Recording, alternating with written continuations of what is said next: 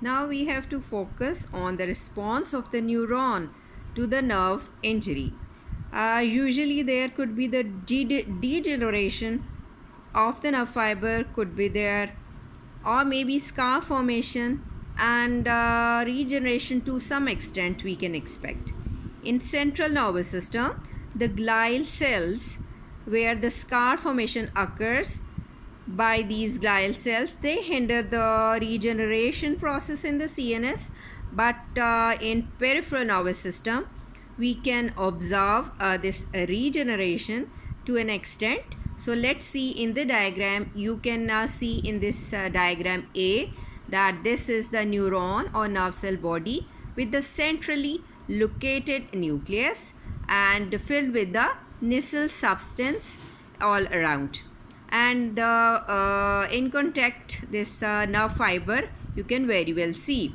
This is a normal nerve fiber with its cell body and the effector organ, you could say the skeletal muscle. And now in the second diagram you can concentrate that the nerve fibers is injured here.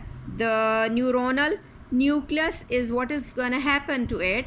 It has moved toward the periphery and the neuronal cell body is swollen now, and the nissl substance, their amount or quantity is also decreased or reduced, you would say, and it seems that the nerve fiber distal to the injury is going to degenerate along with its myelin sheath. And what we expect about the debris, it could be phagocytosed by the macrophages over there.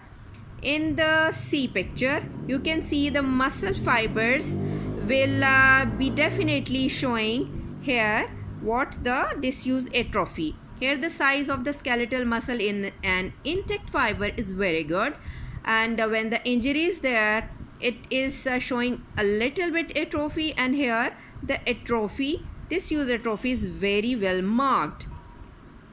Now in this diagram, you can see the Schwann cells, they are proliferating, forming a compact cord and penetrating this growing axons. And you know what, that these axons grow at a rate of 0.5 to 3 millimeter per day. And now you can see in the diagram number 5, here nerve fibers, they are going to regenerate, and this is very much successful here due to proper alignment of the tissue of the individual portion of the nerve fibers, proximal and distally, distal to the injury, you would say. And if there is misalignment in the picture number E, then what is gonna happen here? Regeneration of the nerve fiber could be complicated.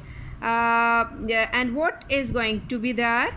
The Schwann cells, their growth pattern is not organized, and they will be forming a tangled axonal process known as traumatic neuroma. So we would say that we are now focusing in the microsurgical techniques that rapidly re-establish the immediate apposition of the served or cut nerve fibers and the vessel end.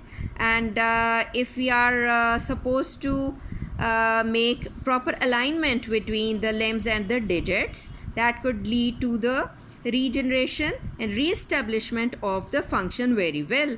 If the axonal sprout do not re-establish the contact with the this Schwann cells and this distal portion, you would say, so what is going to happen? There could be the permanent atrophy of the split muscles, you can see here. So that was all about the response of the neuron to the nerve cell injury, that what is going to happen in the cell body and how the fibers react if there is proper alignment or if there is misalignment in the case of nerve fibers.